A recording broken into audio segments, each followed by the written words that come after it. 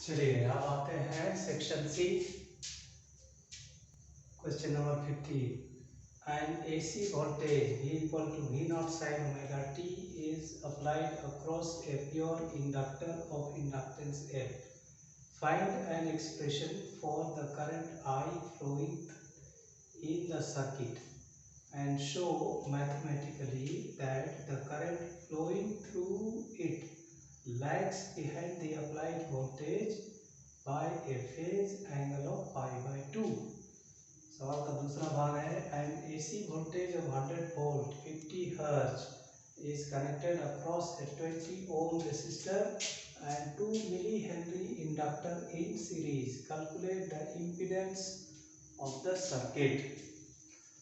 Okay, तो सबसे पहले हमको एक सर्किट लेना है जिसमें कोई इंडक्टर है जो अल्टरनेटिंग सोर्स से कनेक्टेड है और यहाँ V equal to V not sine omega t है। V नॉट है मैक्सिमम वोल्टेज। ओके, यहाँ से करंट I प्रवाहित हो रही है। ओके, तो इसका इंडक्टेंस है L। Let us consider an inductor of inductance L connected across alternating voltage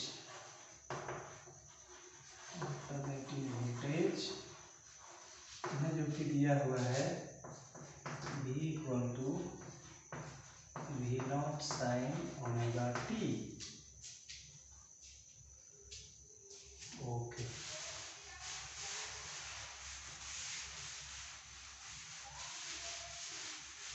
ठीक है। अब हमको निकालना है करंट का expression.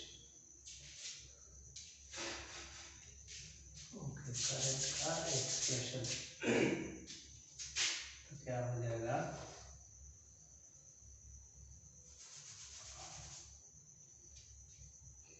V equal to L d i by d t. तो V यहाँ दिया हुआ है V not sine omega t this is equal to L d i by d t. तो डी आई बराबर हो जाएगा V not by L sine omega t d t. तो टोटल करंट हो जाएगा, इसके लिए हम इसको इंटीग्रेट करेंगे। ये हो जाएगा V not by L sine omega t d t, या I बराबर हो जाएगा V नॉट बाय L को बाहर निकालेंगे sine omega t d t. Okay, तो ये बराबर होगा V not by L integration of sine omega t d t, ये होता है minus cos omega t by omega. Okay, अब इससे आगे तो वो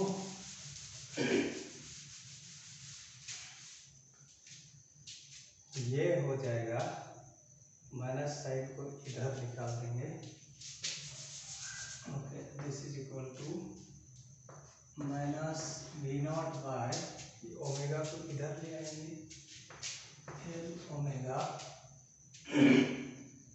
to cos t this is equal to minus V not by L omega.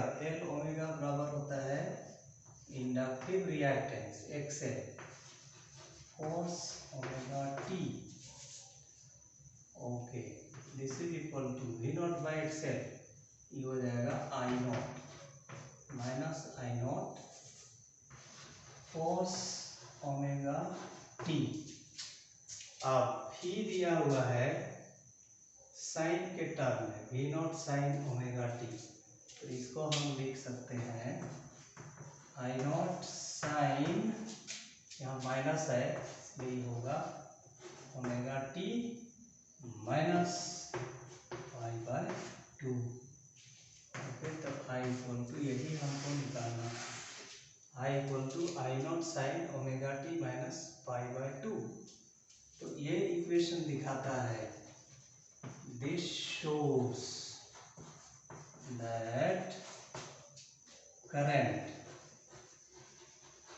lags behind voltage by a phase angle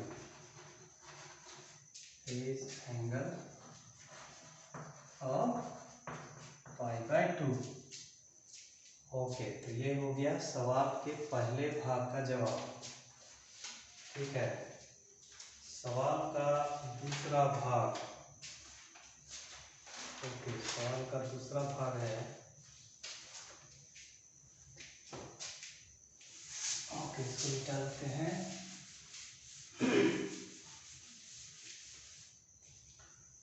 okay, सवाल का दूसरा भाग है, an AC voltage of 100 volt 50 hertz is connected across a 20 ohm resistor and 2 millihenry inductor in series. Calculate impedance of the circuit.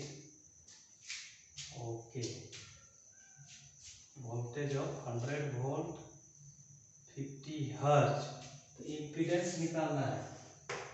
Z equal to हो जाएगा, क्योंकि यहाँ पर इंडक्टर केवल है, तो ये होगा आर स्क्वायर प्लस एक्सएल का होल स्क्वायर। आर दिया हुआ है 20 ओम, ये हो जाएगा 20 का स्क्वायर प्लस, ओके तो यहाँ फ्रीक्वेंसी दिया हुआ है 50 हर्ट्ज और एल दिया हुआ है 2 मिली हेनरी, तो ये हो जाएगा XL equal to L omega square, this is equal to 20 square plus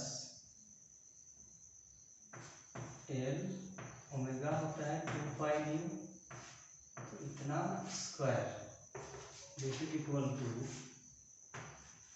20 square plus L का वैल्यू दिया है 2 मिली हेनरी, मिली मतलब होता है 10 टू द पावर माइनस 3, इतना गुना 2 इंटू 3.14 इंटू डी दिया हुआ है 50 हर्ट्ज, तो इतना का स्क्वायर, तो ये बराबर होगा 20 स्क्वायर प्लस, ओके 2 एल का वैल्यू है ओके 2 मिली हेनरी, तो ये हो जाएगा 50 गुना 2 100, तो ये होगा 3.14 इंटू 2, 14 दूना 28, 2 तिया 6, इतना गुना 2 गुना 50 100 गुना 10 का माइनस 3 का square, this is equal to 20 square plus 6.28 into 100, हो जाएगा 628 into 10 to the power minus 3, इसका स्क्वायर।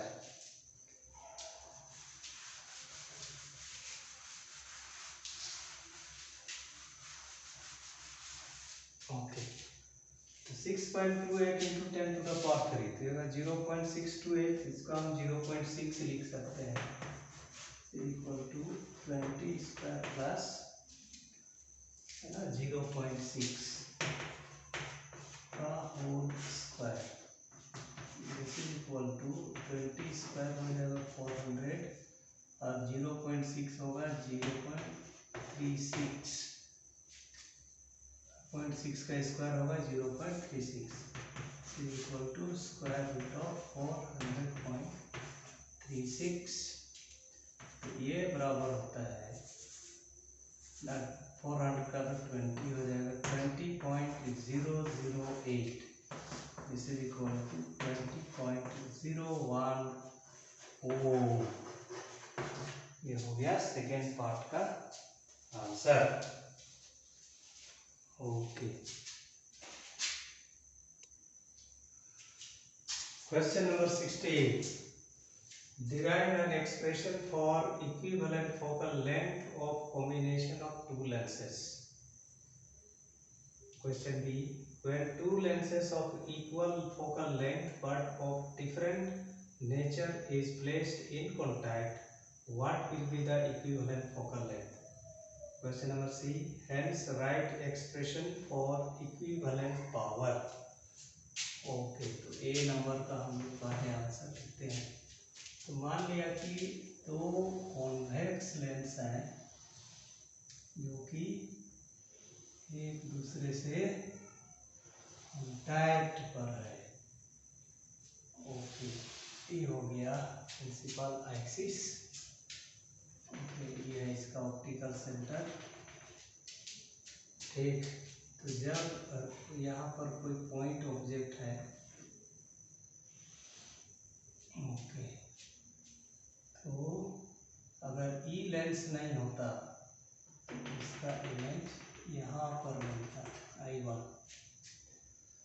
ओके, और मान लिया कि ये डिस्टेंस है V1, तो जो फाइनल इमेज बनेगा वो यहाँ पर बनेगा I। ई डिस्टेंस होगा V और ये डिस्टेंस होगा U, ऑब्जेक्ट डिस्टेंस। ये है L1, ये है L2। ओके, तो यहाँ पर हम दो कॉन्वेक्स लेंस लिए हैं। Let two convex lenses L1 and L2 of focal lengths F1 and F2 be in contact with each other। दोनों कॉन्टैक्ट में है each other। अब क्या करेंगे, इसके बाद लेंस फॉर्मूला यूज करना है दोनों लेंस के लिए। ओके, फ्रॉम लेंस फॉर्मूला, यहाँ लेंस फॉर्मूला यूज करना है, लेंस मेकर्स फॉर्मूला यूज नहीं करना है। 1/f इक्वल टू होता है 1/v माइनस 1/u। तो इसी इक्वेशन को हम अप्लाई करेंगे लेंस L1 और L2 के लिए सेपरेटली। ओके, और लेंस L1 तो ये हो जाएगा 1/f1, ये बराबर होगा 1/ इसका जो इमेज बन रहा है वो I1 है और जो कि V1 डिस्टेंस पर है, तो इसलिए V के जगह में लिखेंगे V1 माइनस 1/u, इक्वेशन 1। ठीक है, ऐसा ही और लेंस L2। ओके, L2 के लिए F हो जाएगा F2, this is equal to 1/, ये फाइनल इमेज बन रहा है V डिस्टेंस पर बन रहा है, तो V के जगह में हम लिखेंगे V माइनस 1/, ये जो इमेज है 4/L1, ये L2 के लिए ऑब्जेक्ट का काम करता है, तो ये हो जाएगा 1/V1। ओके, अब क्या करेंगे, दोनों इक्वेशन को जोड़ देंगे। Adding equations 1 and 2, 1/f1 plus 1/f2, this is equal to 1/v1 minus 1/u plus 1/v minus 1/v1।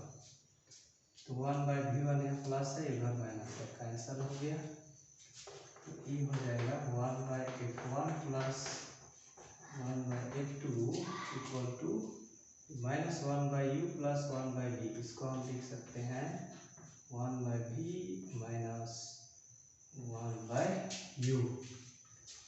Okay, अब इसके बाद तो ई हो जाएगा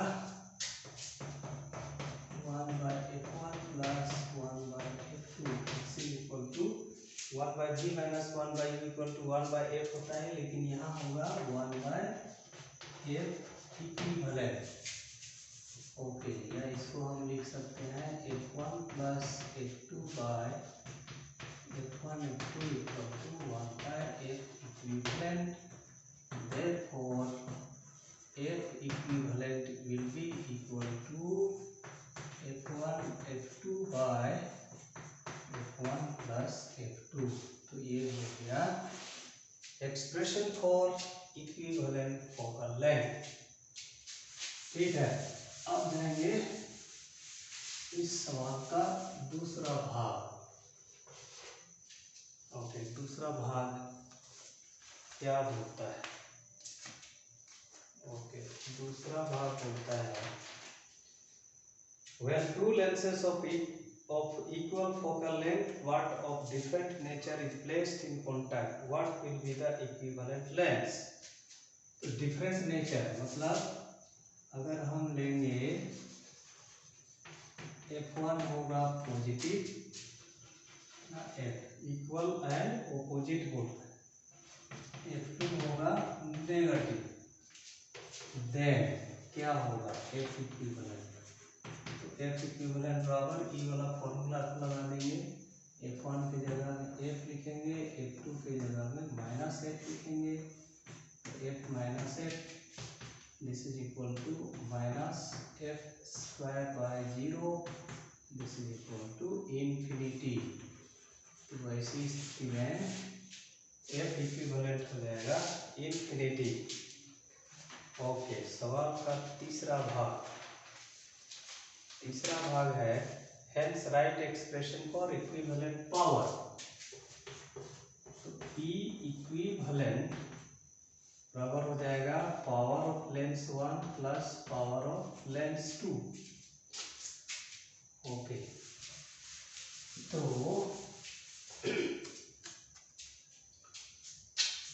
ये हो जाएगा P equivalent equal to 1/f1 minus 1/f2, यानी power equal to f1/f2।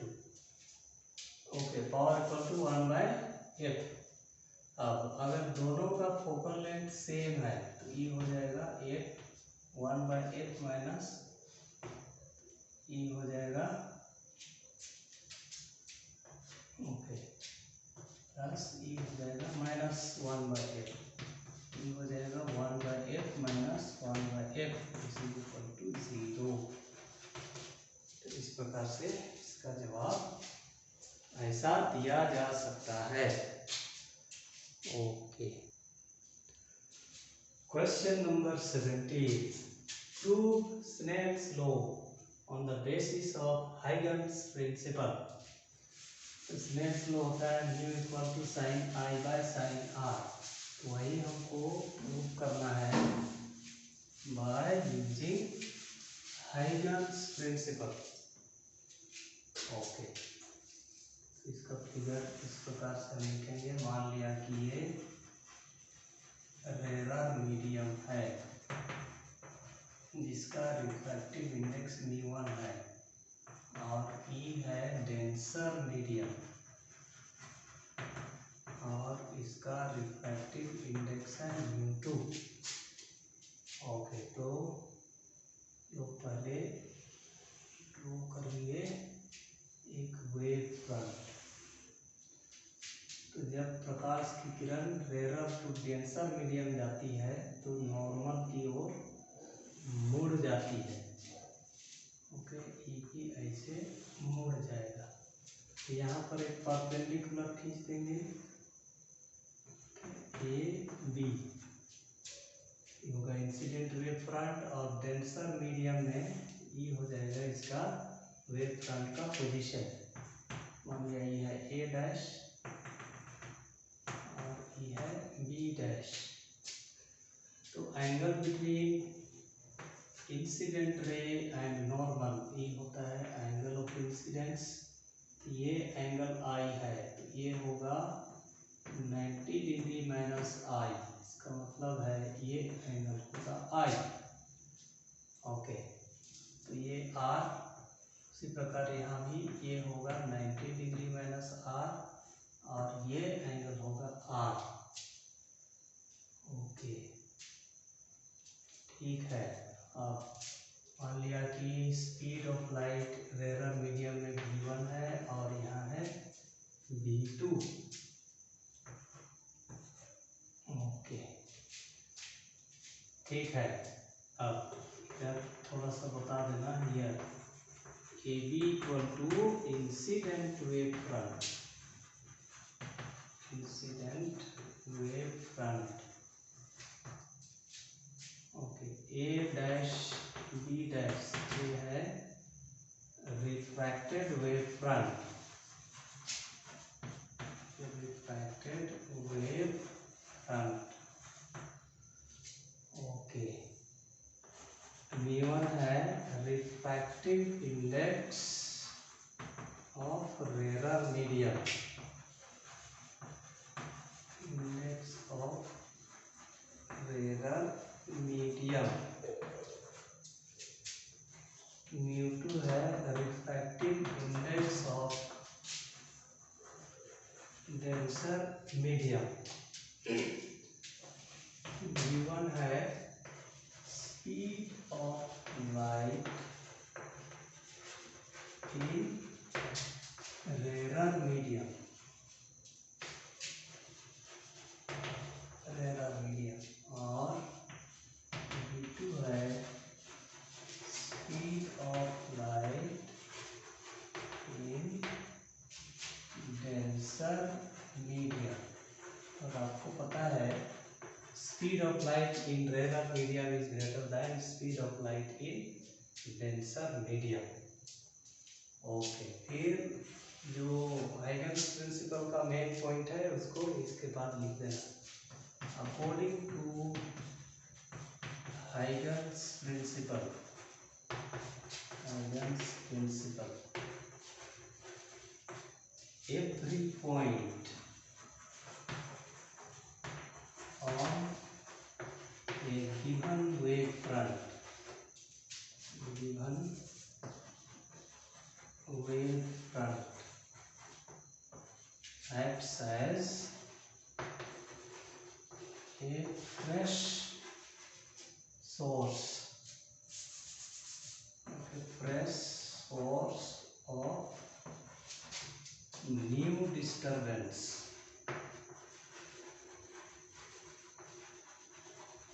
New disturbance. और इस न्यू डिस्टर्बेंस को बोलते हैं called secondary wavelets, secondary wavelets which travel with the speed of light in the medium। यही है हाइगन प्रिंसिपल का main point, तो इसको स्टेट कर देना। According to Huygens principle, every point on a given wave front acts as a fresh source of new disturbance called secondary wavelets, 2 degree wavelets, which travel with the speed of light in the medium।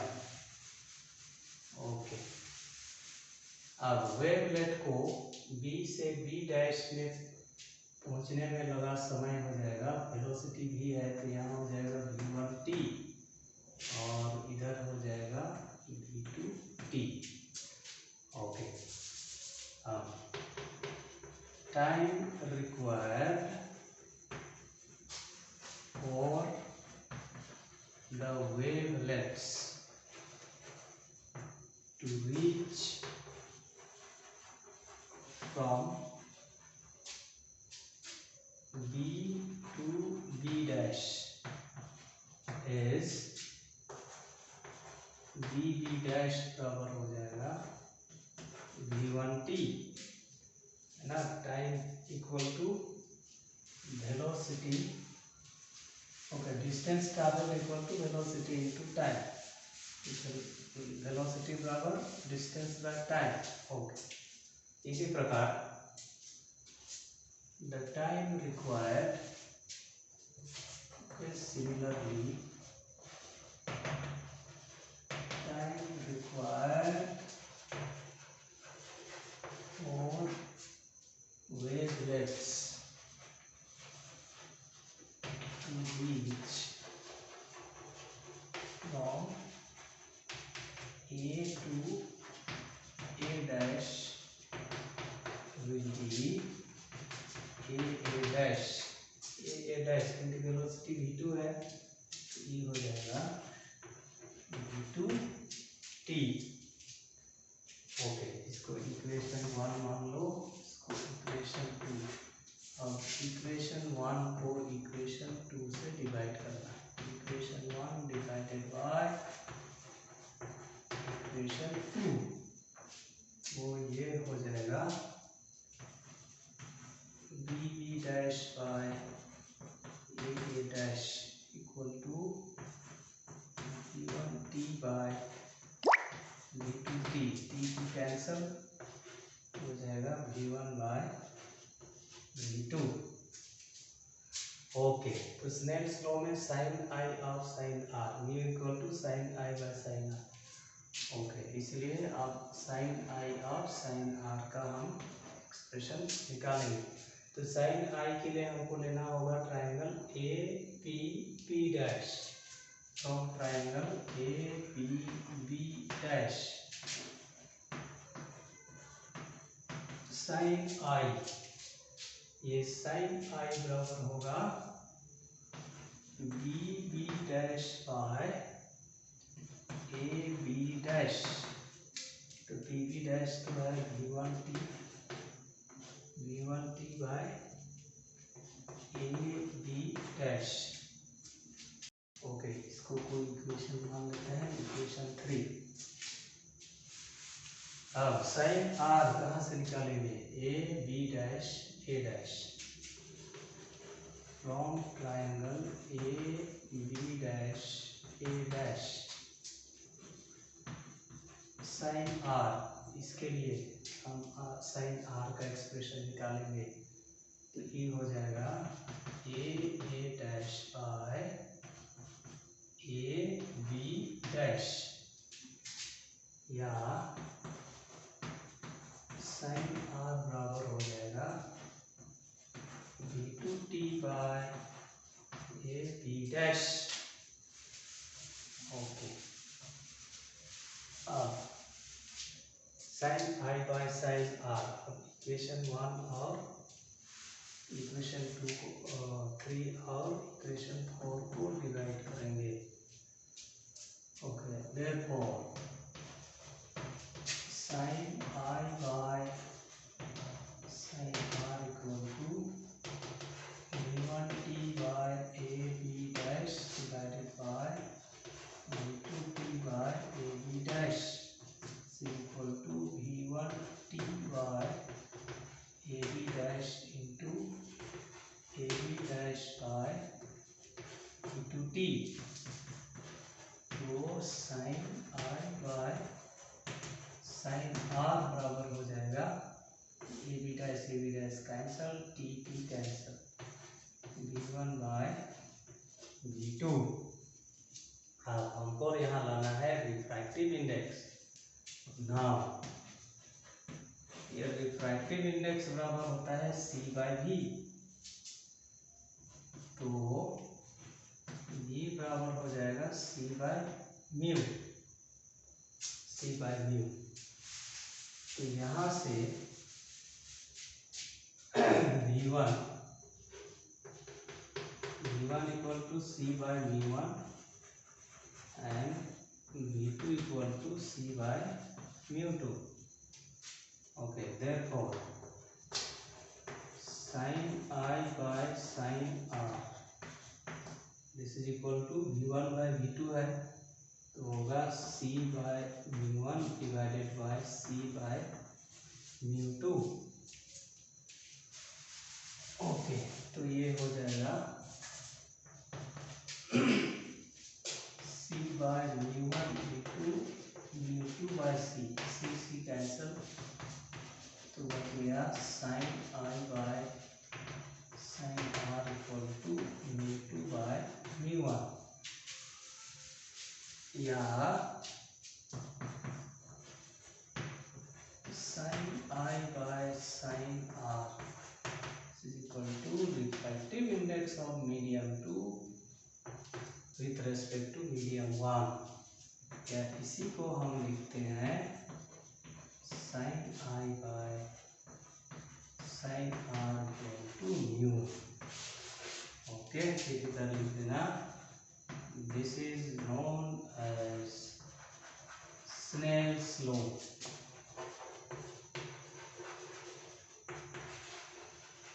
This is known as Snell's law.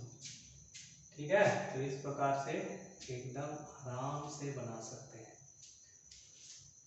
Okay, ठीक।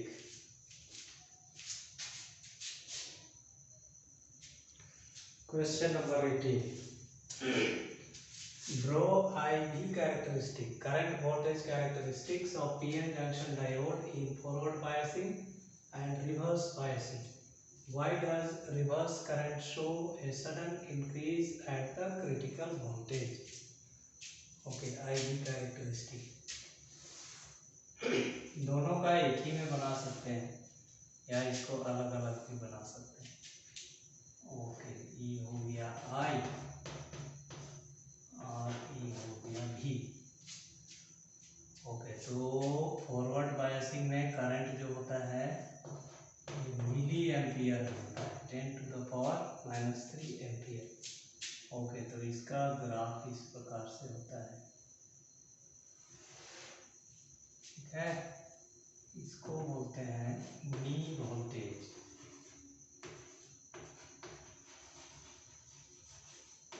तो ये हो गया forward biasing का।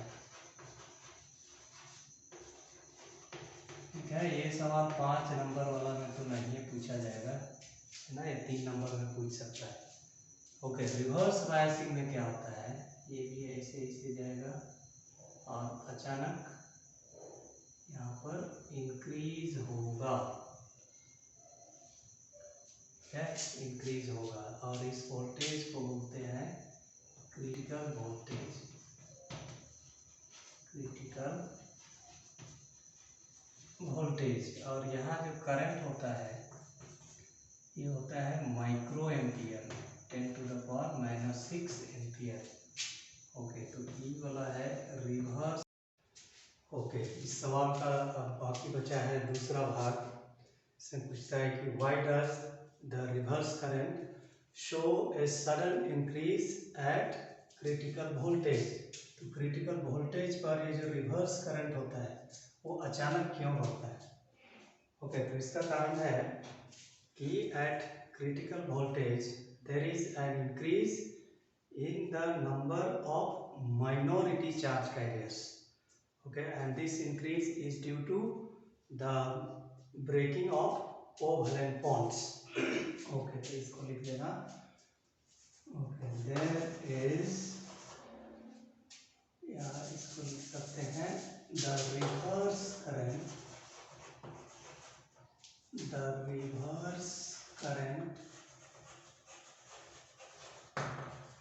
show a sudden increase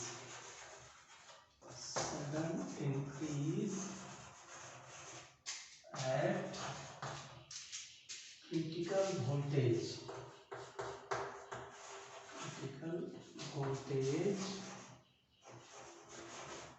due to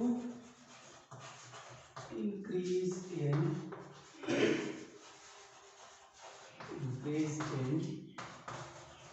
the number of minority charge carriers।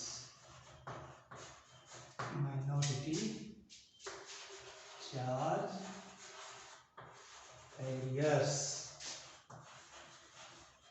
Carriers, इतना लिखना काफी है। Okay, The reverse current show a sudden increase at critical voltage due to increase in the number of minority charge carriers।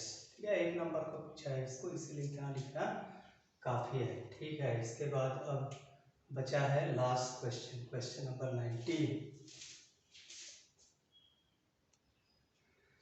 Okay, last question है, draw ray diagram of a compound microscope, deduce an expression for its magnifying power when the image is formed at near point। near point मतलब least distance of distinct vision।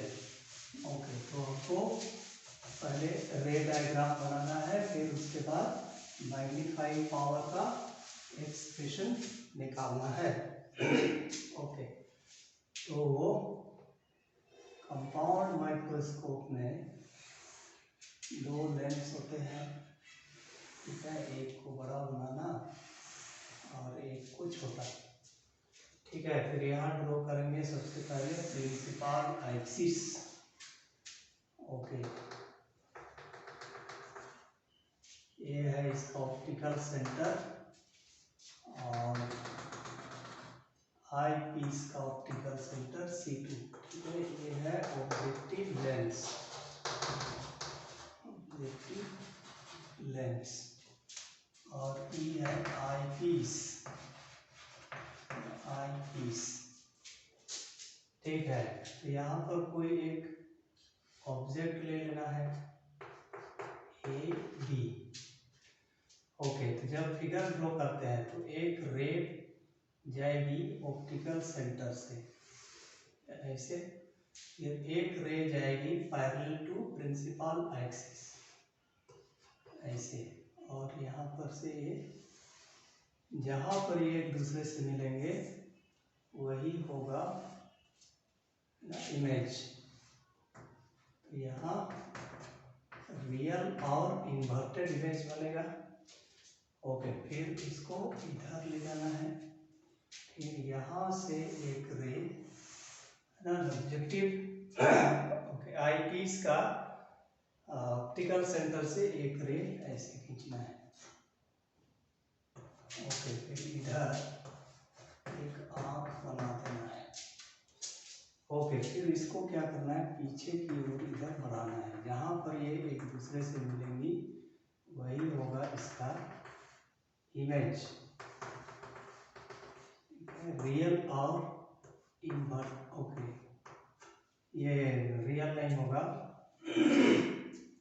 ये आभासी होगा और वस्तु से उल्टा होगा। ओके, तो ये एंगल हो जाएगा बीटा, और अब अल्फा। अल्फा के लिए क्या करना है, ये ए डबल डैश को इधर बढ़ा देना है और इसको ऐसे बढ़ा देंगे, फिर यहाँ से यहाँ एक रेखा खींच देना है, तो ई हो जाएगा अल्फा। ठीक, तो ये तो हो जाएगा यू नॉट। ठीक है, distance of object from objective lens. अब ये जो इमेज है इसके लिए ऑब्जेक्ट का काम करता है, तो ये डिस्टेंस हो जाएगा u e. Okay, distance of object from eyepiece. अब यहाँ नियर पॉइंट बोला है, तो ये हो जाएगा डी। डी हो जाएगा। ओके, फिर यहाँ से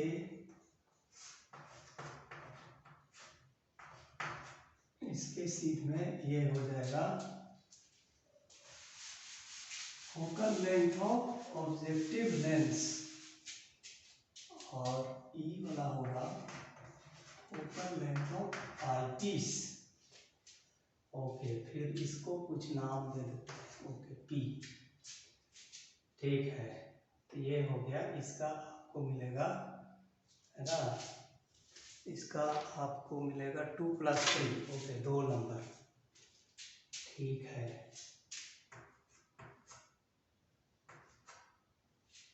ओके,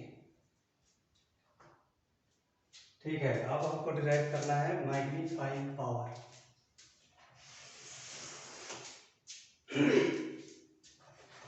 मैग्नीफाइंग पावर बराबर होता है angle subtended by the final image at the eye divided by the angle subtended by the object at the आई।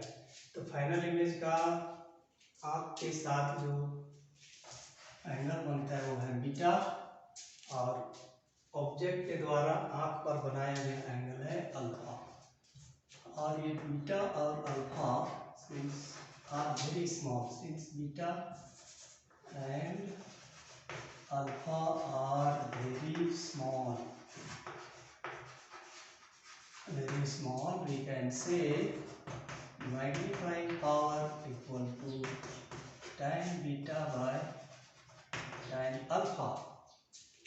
अब tan बीटा और tan अल्फा निकालने के लिए हम यहाँ ट्राइंगल खोजेंगे। तो एक ट्राइंगल हो जाएगा okay, A double dash B double dash C2 beta के लिए। From triangle A double dash B double dash C2 tan beta बराबर हो जाएगा A double dash B double dash by A double dash C2, A double dash B double dash by A double dash C2। Okay, ऐसा ही from triangle, ये triangle लेंगे A double dash P C2, A double dash P C2 tan alpha, ये बराबर होगा A double dash P by A double dash C2। But ये जो A double dash P है this is equal to AB, A double dash P is equal to AB, और इसीलिए tan alpha बराबर हो जाएगा AB by A double dash C2। Therefore magnifying power equal to A double dash B double dash by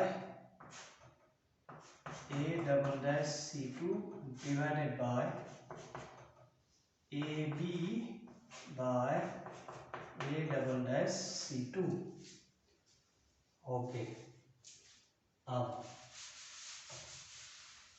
A divided by है, इसको multiply कर देंगे तो होगा A double dash B double dash by A double dash C2 into A double dash C2 by AB।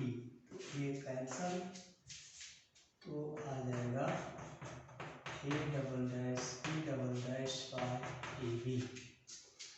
अब लेकिन यहाँ पर मैग्निफिकेशन दो बार हो रहा है। AB का magnification A dash B dash में, A डैश B डैश का magnification A double dash B double dash. तो इसमें एक्सप्रेशन में हमको लाना होगा A डैश B डैश, इसलिए क्या करेंगे, इसको इसका न्यूमरेटर और डिनोमिनेटर को हम A डैश B डैश से गुणा करेंगे। ओके, तो ये हो जाएगा this is equal to A double dash B double dash by A dash B dash into A dash B dash by AB। A dash B dash का magnification होता है A double dash B dash, इसलिए हो गया A double dash B double dash by A dash B dash. फिर AB का magnification A dash B dash, यहाँ हो गया A dash B dash by AB। Okay, तो ये मैग्नीफाइंग पावर होगा, this is magnification by eyepiece into ये वाला है मैग्निफिकेशन बाय ऑब्जेक्टिव लेंस। अब ये जो मैग्निफिकेशन बाय ऑब्जेक्टिव लेंस है ये है A dash B dash by AB। है A dash B dash by A B. Okay, अब ये जो ए डैश बी डैश है this is image form by objective lens, तो ये हो जाएगा भी nought by A B. A B है, ए बी तो है साइज ऑफ ऑब्जेक्ट। ओके, और ये लेफ्ट साइड में है इसलिए यहाँ minus you not. Okay,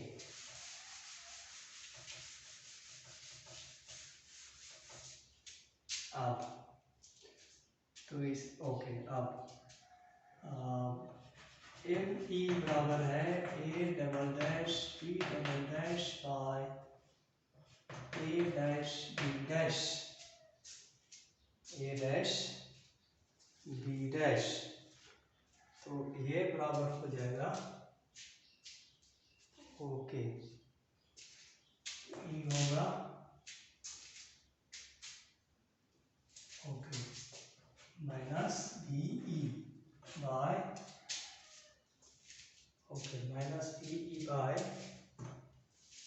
minus U E, this is equal to distance of object from eyepiece by distance of object from eyepiece UE। अब यहाँ पर सवाल में है कि इमेज बनता है at near point, since image is formed at least distance of distinct vision, formed at near point,